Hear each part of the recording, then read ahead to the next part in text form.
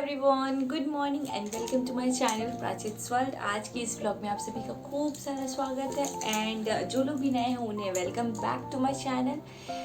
तो गाइस, बहुत सारी गर्ल्स थी जो मुझे पूछ रही थी कि दी आपकी लाइफ कैसे चेंज हुई जब आपकी शादी हुई एंड पहले आप कैसे थे। तो वैसे तो there is a huge change and उतना बड़ा भी चेंज नहीं था। हाँ था, थोड़ा सा चेंज था किसी भी मायने में। यार आप सिंगल से मिंगल हो रहे हो तो होगा ही चेंज।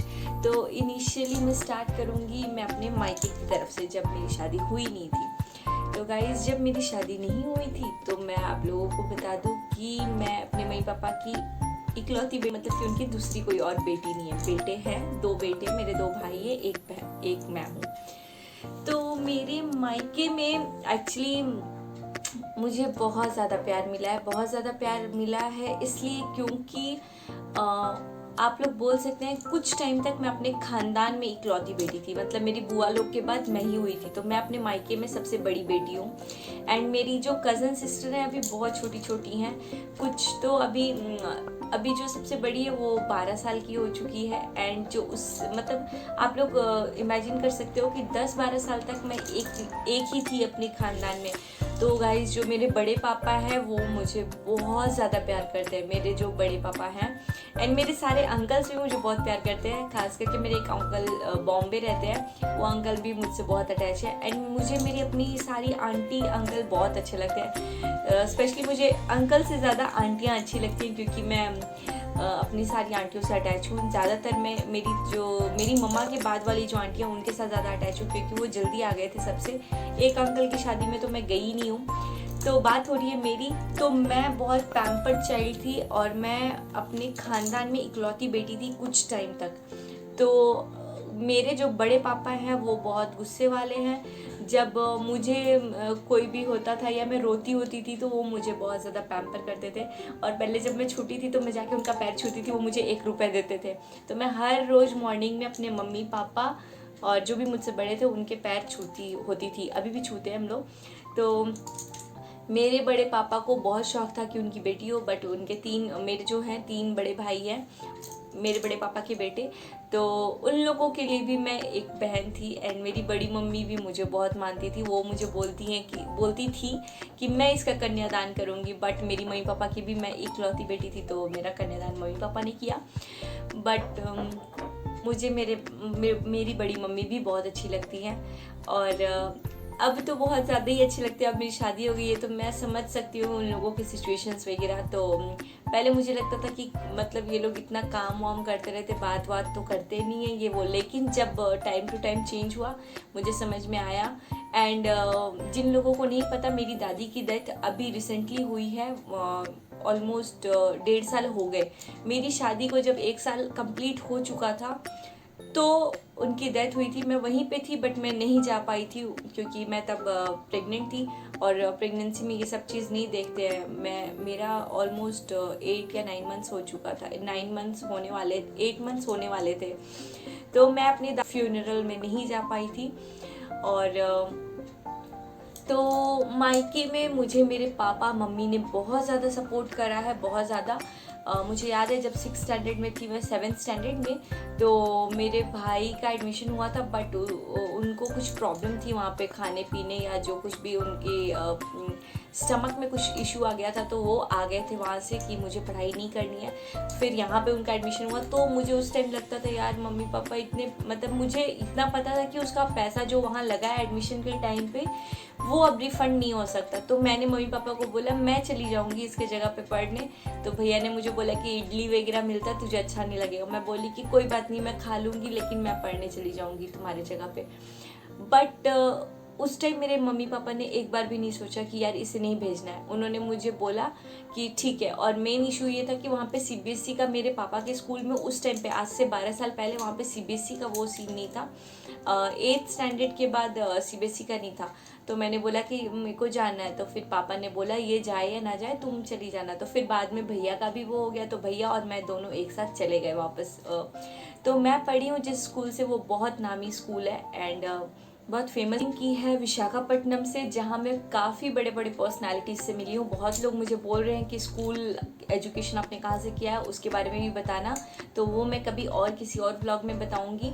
बट फ़िलहाल मेरी शादी के पहले की लाइफ, तो फिर मैंने अपनी पढ़ाई की, तब मेरे लिए बहुत टफ़ था क्योंकि मुझे इंग्लिश वगैरह आती नहीं थी, एंड फिर तेलुगु में मुझे स्विच करना था, लेकिन अब मुझे तेलुगु आती है। एंड टाइम जैसे जाता है आप सब कुछ सीख लेते हो। बट मुझे पहले ना रोटी वगैरह बनाने आता था, सब्जी वगैरह तो मैंने बनाया नहीं था 6-7 स्टैंडर्ड में यार, इतना मतलब उस टाइम पे मैं नहीं सीखी थी क्योंकि मेरे घर में कुक था एंड मुझे उसकी ज़रूरत नहीं पड़ी थी। तो फिर टाइम चेंज हुआ, मैं यूनिवर्सिटी गई, अपनी पढ़ाई की सिविल इंजीनियरिंग, एंड फिर उसके बाद से मेरी मैंने जॉब किया 1 साल, फिर मेरी इंगेजमेंट फिक्स हुई। इंगेजमेंट के बाद वापस मैंने जॉब छोड़ दिया था क्योंकि मुझे वापस पढ़ाई करनी थी। तो मैंने अपनी ग्रेजुएशन के बाद वापस से आर्किटेक्चर के कोर्सेज़ किए। तो मेरे जो इन लॉज थे वो लोग, आप लोग बहुत लोग बोलते हो कि मैं यहाँ क्यों रहती हूँ, तो मेन रीज़न ये है कि मुझे जॉब करना है फ्यूचर में भी। ऐसा नहीं है कि मैं अभी बैठ गई हूँ, अभी तो मैं लड्डू की वजह से रुकी हुई हूँ, एंड आई एम हैप्पी कि मेरी लाइफ में ये फेज़ है कि मैं अभी रुकी हूँ, अपने करियर से ब्रेक लिया है। बट हाँ, मैं वापस से ज्वाइन करूँगी बहुत जल्दी। तो मेरे जो इन लॉज थे वो चाहते थे कि मैं जॉब करूं, तो उन लोगों ने मुझे उस टाइम बोला था कि आपने अभी छोड़ा है लेकिन आप ट्राई करना कि आप वापस से ज्वाइन कर लो। तो वापस से मैंने गोदरेज इंटीरियो, आप लोगों को पता होगा, मैंने गोदरेज में वर्क किया 1 साल के करीब। एंड देन फिर मेरी शादी हुई। फिर शादी के टाइम पे मैं आई, शादी के जस्ट मैं 1 महीने के पहले ही आई, एंड आई तो सारा प्रिपरेशन मेरे मम्मी, मेरे घर वालों ने कर लिया था। यहाँ तक कि मेरा लहंगा वगैरह भी मैंने खुद नहीं लिया है, मेरे बड़े भाई ने लिया है। मेरा हर एक चीज़ मेरी मम्मी ने लिया था, ज्वेलरी वगैरह जो कुछ भी था। तो मुझे मेरे पापा बहुत ज़्यादा पैम्पर करते थे। शादी के पहले मेरा हर बर्थडे मेरे मम्मी पापा ने मेरे साथ मनाया है, मेरे हर बर्थडे में वो लोग आते थे। एंड मैं थोड़ी ना रोंदू टाइप वाली थी, तो मुझे बहुत ज़्यादा रोना आ जाता था। मेरे घर वालों के सामने सिर्फ मैं रोंदू थी, मतलब मुझे घर वालों की बातें ना बुरी लगती थी, मैं सिर्फ रोती थी। लेकिन बाहर में I am not that much of क्या सेंसिटिव। बाहर में मुझे मैं सीख चुकी हूँ मुझे कैसे स्ट्रॉन्ग बन के रहना है। सिर्फ मेरे अपने ही मुझे हर्ट कर सकते हैं, दूसरे मुझे हर्ट नहीं कर सकते हैं। तो मेरे को मेरी फैमिली से बहुत अटैचमेंट था, बट उस टाइम मुझे उतना नहीं समझ में आता था क्योंकि मैं दूर दूर रही थी। लेकिन जिस दिन मेरी शादी हुई, मैं मेरे बड़े भाई से ना थोड़ा सा एक डिस्टेंस मेंटेन करके रखती होती थी कि बड़ा भाई है थोड़ा, मैं उसके सामने कभी गाने वगैरह कुछ भी नहीं सुनती थी। डांस वांस तो बहुत दूर की बात है। हम लोग एक साथ वो लोग, मेरा बड़ा भाई मुझे 6-7 स्टैंडर्ड में जब वो हॉस्टल गया था तो वो मारता था, लेकिन जब बाद में वो आया ना तो प्रिंस को वो मारता था, क्योंकि प्रिंस तो मुझे मारता ही था। और मैं दोनों से इतना पीटी हूँ ना, उन दोनों ने मुझे इतना मारा है। मेरी मम्मा ने मुझे नहीं मारा है क्योंकि नहीं मारा है, बस मेरी मम्मा पापा ने तो कभी डांटा तक नहीं है ऐसे करके। मम्मी ने मुझे कभी नहीं मारा, एंड पापा ने तो बहुत दूर की बात, पापा ने कभी मुझे डराया तक नहीं। बट कोई भी बात होती थी तो मैं मम्मी से शेयर कर पाती थी। मैं अपनी यूनिवर्सिटी टाइम पे काफ़ी टाइम मैं उनसे शाम के टाइम पे बात करती थी, जब मैं बैडमिंटन खेला करती थी। तो मैं बैडमिंटन में भी पार्टिसिपेट करती थी। मैं टाइकोंडो स्टूडेंट भी थी, मैंने अपने स्कूल टाइम पे टाइकोंडो भी किया है। एंड फिर उसके बाद से बेसिकली मैं अपने मायके में बहुत पैम्पर्ड थी। मैं जो बोलती थी वो मुझे मिल जाता था। मैं उतनी ज़िद्दी भी नहीं थी, तो मुझे मेरे मम्मी पापा ने हर कुछ दिया था, लैपटॉप, फ़ोन, हर एक चीज़ मुझे टाइम से पहले मिल गया था। मुझे ज्वेलरी का उतना शौक़ नहीं था, लेकिन मेरी मम्मी ने हर एक चीज़ मुझे दिया था। एंड फिर मेरी शादी हुई जब, तब मुझे रियलाइज़ हुआ, जब मैंने अपने बड़े भाई को देखा, वो मुझे बोलता था कि मैं तेरी शादी में कभी नहीं रोऊंगा, जब तू जाएगी मैं खुश हो जाऊंगा। लेकिन जब मेरी शादी हुई वो इतना रोया, एंड मुझे भी बहुत रोना आया। बात है अब ससुराल की। अब मैं, जब मेरी शादी हो गई, मैं ससुराल में जब आई तो चीज़ें तो मेरे लिए बहुत टफ़ थी, क्योंकि मैं हमेशा रही थी बाहर बाहर, कभी आंध्रा में, कभी पंजाब में, कभी दिल्ली तो उतना सिस्टम मतलब जो भी हमारा है वो मैच करता हुआ है, बट आंध्रा एंड अम्बाला थोड़ा सा डिफरेंट था। तो जब मैं आंध्रा में आई, तो जब मैं अपने ससुराल में आई, तो मैं बता दूं कि सिवान भी जो है वो एक थोड़ा टाउन टाइप है, बट वो भी छोटा ही है। एंड नौतन जो मेरा ससुराल है वो सिवान के अंदर ही आता है, एक गांव है। तो गांव नहीं बोल सकते, बाज़ार है, तो बेसिकली विलेज ही है। तो मेरी शादी हुई वहाँ पे और ये कम्प्लीटली अरेंज मैरिज था। तो मैं किसी से पहले नहीं मिली थी, मैं अपने हस्बैंड से भी पहले नहीं मिली थी। एक होता है आप हस्बैंड से मिलो तो आपको पता है कि हाँ इनकी ये मेंटालिटी है, घर वाले ये सोचते होंगे या नहीं सोचते होंगे, या आप थोड़ा बहुत जानने लग जाते हो। बट मेरी बात सिर्फ फैमिली से होती थी, और फैमिली से आप शादी हुई नहीं है तो आप क्या बात करोगे इन लॉज से, कैसे हैं आप लोग, ये वो जो भी, तो वो नॉर्मली बात होती थी। बट मुझे ये पता था कि वो लोग थोड़ा पूजा पाठ वगैरह वाले हैं, एंड मैं पूजा पाठ वाली नहीं थी, मेरी मम्मी है। बट कुछ टाइम के बाद मैं जब हॉस्टल में रहने लगी थी तो मैं, ऐसा थोड़ी होता कि आप लोग पूजा करो, उस टाइम एरोबिक्स कराते थे सुबह सुबह, तो मैं पूजा पाठ तो होने से रहा। तो मुझे ये पता था कि, और मेरी जब शादी हुई तो मैं अपने घर से पहले एक आश्रम गई थी जहाँ पे मानते हैं मेरे इन लॉज वाले, एंड हम लोग जब भी जाते हैं तो वहाँ आश्रम में जाना होता है हमें। तो जो लड्डू का मुंडन हुआ है वो भी उस आश्रम में हुआ है। तो मुझे था कि पता नहीं मैं एडजस्ट कर पाऊँगी कि नहीं, ऊपर से मैं नॉन वेजिटेरियन एंड ये लोग प्योर वेजिटेरियन। तो टफ तो था, लेकिन मेन होता है माइंडसेट मिलना, लेकिन किसी भी इंसान का नहीं मिलता, वो टाइम टू टाइम ही चेंज होता है। मैं आई थी थोड़ी सी, मेरी फैमिली जो है वो न्यूक्लियर फैमिली टाइप थी। मेरी जॉइंट फैमिली है बट गांव पे है, यहाँ तो हम लोग न्यूक्लियर फैमिली में ही रहते ना। और मेरी जो ससुराल में थी वो थोड़ी जॉइंट फैमिली टाइप, ये भी न्यूक्लियर फैमिली है बट जॉइंट फैमिली भी आप बोल सकते हो, क्योंकि मेरे सारे जो अंकल इन लॉज जो भी है मेरे, वो सारे आसपास ही रहते हैं, एंड इतने लोगों से मिलना ये वो। तो मैं जब गई, हमारे वहाँ पे रिवाज होता है ऑयल वगैरह लगाने का, मसाज करने का, बट मैंने कभी अपनी मम्मी का भी नहीं किया था, मुझे नहीं आइडिया था मैं ससुराल में कैसे करूँगी। बट जब लोग आने लगे तो थोड़ा थोड़ा मुझे आइडिया मिला कि अरे मुझे करना पड़ेगा, ये सब सभी करते हैं, मेरी आंटी, मेरी मम्मा, हर कोई किया था। तो वो लोग ऑयल वगैरह ला के मुझे दिए कि आंटी जो भी आएंगी उनके पैर में तेल लगाना पड़ेगा, लगाना है। तो मेरी जो बड़ी वाली दीदी है ननद, उन्होंने बोल दिया अरे ये इंजीनियर है, ये थोड़ी लगाएगी, अब ये सब पेन कॉपी के साथ रहने वाली इंसान, इसको थोड़ी पता होगा इतना कि ये अभी बच्ची है, ये सब नहीं जानती है, जब सीख जाएगी तब ये करेगी। लेकिन फिर मेरा फ़र्ज़ था, तो मैंने ऑयल लेके सारी आंटी, मेरी जो मतलब वहाँ पे थोड़े बहुत जो आए थे मुझे देखने, मेरी मुँह दिखाई में बहुत कम लोग आए थे। अगले दिन होली था तो सबने सोचा था होली में आएंगे, तो मुँह दिखाई में जो 1-2 जने 3 जने जो भी आए थे उनको थोड़ा बहुत ऑयल वगैरह लगाया। बट मेरी जो बड़ी वाली ननद है उन्होंने मना कर दिया कि नहीं ये सब कोई बात नहीं है, ये अभी छोटी है, इसको नहीं पता ये सब चीज़, तो ये सब नहीं करेगी ये। एंड मुझे अगले दिन, होली वाले दिन मेरे घर वाले आए मुझे मिलने, मेरा बड़ा भाई, मेरे बड़े पापा के बेटे, मेरा छोटा भाई, सभी आए, मुझे बहुत मज़ा भी आया। और होली के अगले दिन मेरा मुँह दिखाई का रस्म था मेरे आश्रम पे, तो आश्रम पे भोज हुआ था, फिर हम लोग गए। बट फिर मीनवाइल मैं 10 दिन 15 दिन वहाँ रही, वो भी मेरी मम्मी की वजह से, क्योंकि उन्होंने बोला था कि आप लोग इसको रखना ताकि घर वाले लोग को ये जान पाएगी। फिर मैं थोड़ा बहुत इंटरेक्ट की लोगों के साथ, मुझे समझ आया कि अच्छा घर में ऐसे। तो मैं वहाँ पे रोज़ सुबह उठती थी, और सबसे पहले उठती थी उस टाइम पे मैं, जब मेरी शादी हुई थी 4 बजे मैं उठती थी वहाँ पे। अभी भी मैं जब जाती हूँ तो मैं ही पहले उठती हूँ, या फिर मेरी जो भाभी है वो उठती है तो वो मुझे उठा देती है, ऐसा कुछ नहीं है, लेकिन उठते हम दोनों ही हैं पहले। उठने के बाद मेरे ससुराल में कोई कुक या कुछ वैसा नहीं है, हम लोग को खुद अपनी फैमिली का केयर करना पड़ता है। तो और हम लोग बहुत हैप्पी भी हैं अपनी अपनी फैमिली का करने में। तो झाड़ू वगैरह जो भी है हम लोग लगाते होते थे, सेम सिस्टम अभी भी चलता है। थोड़ा गैप था मेरे और मेरी इन लॉज फैमिली के बीच में, क्योंकि हम लोग इतना इंटरेक्ट नहीं कर पाए थे। एंड मेरी मदर इन लॉ नहीं है जो कि हर चीज़ देखती, तो जो भी करती है वो मेरी जेठानी करती हैं, तो वो मेरी माँ की तरह ही है, मतलब सासू माँ की तरह ही हैं वो भी।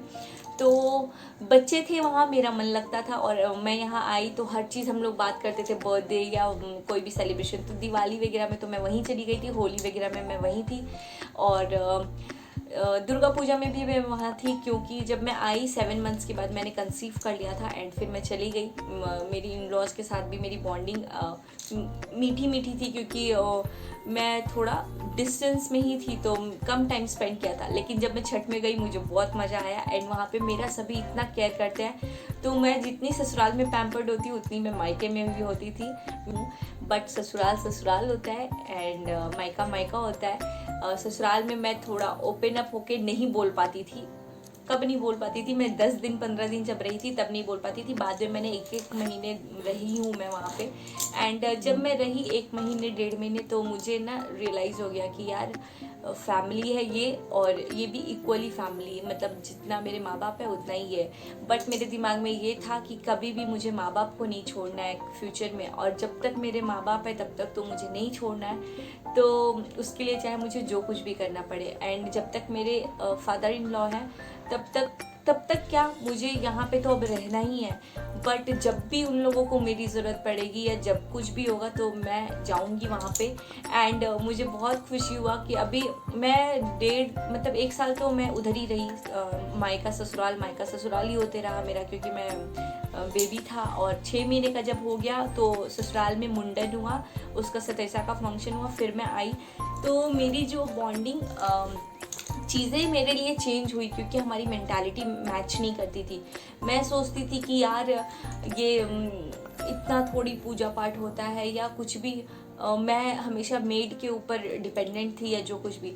बट फिर मैं जब गई तो मेरा जब मुंह दिखाई हुआ उस दिन मैंने सिर्फ पुआ डाला था थोड़ा सा। हमारे वहाँ पे मालपुआ बनता है तो वो मैंने डाला था। लेकिन फिर मैं जब यहाँ आई तो मैं धीरे धीरे सब कुछ सीखी। इसलिए नहीं सीखी कि मेरे हस्बैंड ने बोला कि तुम्हें सीखना ज़रूरी है, इतना था कि हम कुक रख सकते हैं। बट तब मैं फ्री थी एंड मेरे पास इतना कुछ नहीं था, और मेरे लिए तो मैं बना ही सकती थी। मेरे लिए जैसा आता था मुझे मैं बनाती थी। बट धीरे धीरे बनाते ट्राई करते फ़ोन पे पूछ के कभी कभी, या फिर थोड़ा बहुत इधर उधर सर्व करके विदिन 3 मंथ्स मैंने हर कुछ सीख लिया था। चाइनीज़, बेकिंग, हर कुछ, मतलब जो बेसिकली हम लोग खाते होते थे। तो फिर जब मैं गई तो मेरे फादर इन लॉ बोलते थे कि तुम्हें आटा गूंदने आता है, तुम्हें रोटी बनाना आता है, तुम्हें, तो वो मेरे कुकिंग को लेके थोड़े कंसर्न थे। बट उन लोगों को पता था कि हाँ मैं कुकिंग नहीं करती हूँ, क्योंकि मैंने फर्स्ट डे जब मुझे देखने आए थे मैंने बोल दिया था कि मैं कुकिंग नहीं करती हूँ। भले आप लोग मुझसे मतलब कुकिंग क्या, मैं रोटी सब्जी दाल ये तो बना सकती हूँ, सब्जी मैं सारे नहीं बना सकती थी उस टाइम पे, क्योंकि मुझे गाइस सीरियसली नहीं पता। अब आप लोग क्या रिएक्ट करेंगे मुझे नहीं पता। बट मेरी शादी के 3 महीने के अंदर मैं यहाँ पे सब कुछ सीख ली थी। एंड फिर जब मेरी मम्मी पापा आए थे फर्स्ट टाइम, वो मतलब पापा मेरे थोड़े सेंटी हो गए थे मुझे देख के कि इतना झाड़ू पोछा खाना पीना सब बना रही है ये, हमें नहीं पता था इतनी बड़ी हो गई है। लेकिन जब मैंने सुना कि मेरे पापा ने ये सब बोला, मम्मी ने मुझे बताया जब, और पापा भी बोल रहे थे कि मेरी बेटी इतनी कर रही है, तो मुझे बहुत ज़्यादा खुशी हुई कि यार जब मेरे माँ बाप इतने खुश हैं और मुझे मौका मिला, मतलब तब तो कभी मौका नहीं मिला कि मम्मी पापा को खिलाऊं, बट अब मिला तो मैं खुश थी। फिर मैंने सोचा था कि मैं एक दिन अपने पापा जी को भी लेके आऊँगी और फिर उन्हें भी हर कुछ जो मुझे आता है सब कुछ बना के खिलाऊँगी। फिर मैं जब ससुराल जाती हूँ तो मैं ससुराल में मुझे जो जो आता है और वो लोग जो नहीं खाए हैं, और वैसे बेसिकली मैं ही बनाती हूँ, तो मैं और मेरी जेठानी या मेरी जो नीज़ है थोड़ा सा हेल्प करती है मुझे, और हम लोग बना लेते हैं 2 जने मिल करके खाना। और पूरा घर का, मेरा जो वहाँ पे ससुराल में भी घर है वो 3 फ्लोर्स के हैं, तो वो सारा देखना, झाड़ू पोछा, खाना पीना सब कुछ। तो बेसिकली चेंज होती हैं चीज़ें, क्योंकि आप फ्री मोमेंट से एक रेस्ट्रिक्टेड उसमें जाते हो। लेकिन अगर आप अपना लोगे तो वो भी आपको पूरा अपना लगने लगेगा, एंड मुझे तो अच्छा लगता है। और मेरा तो फ़ायदा भी होता है ससुराल में, क्योंकि मुझे बहुत पैम्पर करते हैं। मेरे जो बड़े भैया जो जेठ जी हैं वो मेरे को बनी बनी बोलते हैं, मेरे को बबूनी बोलते हैं ना हमारे, तो वो मेरे को बनी बोलते हैं। और मेरे में ऐसा रिस्ट्रिक्शन नहीं है कि मैं उनसे बात नहीं कर सकती। वो मुझे हमेशा बोले हैं कि जब तुम्हें दिक्कत होगी या जब कभी मुझे ये परेशान करेंगे तो मैं उन्हें कभी भी बात कर सकती हूँ। बट मेरा मन थोड़ा सा एक रिस्ट्रिक्टेड था तब भी, लेकिन जब लड्डू हुआ तो मेरा तो भाई पूरा हक हो गया कि ये मेरा घर है। तो बेसिकली अब मेरे पास 2 घर हैं एंड दोनों मेरे लिए इक्वल है। एंड माँ बाप ने मुझे जन्म दिया है, लेकिन उन लोगों ने ही मेरे लिए ये लाइफ भी चुना है। तो मैं कोशिश करूँगी कि जैसे हर औरत या माँ अपना फैमिली बनाती है वैसे मैं बनाऊँ। आई होप आप लोगों को ये स्टोरी अच्छी लगी होगी। अगर आप लोगों को ये वीडियो पसंद आया होगा तो लाइक कीजिएगा, कमेंट कीजिएगा एंड शेयर कीजिए इस वीडियो को, सब्सक्राइब मेरे चैनल को। And thank you so much guys for watching it. And अगर मेरी कोई बात बुरी लगी होगी तो सॉरी।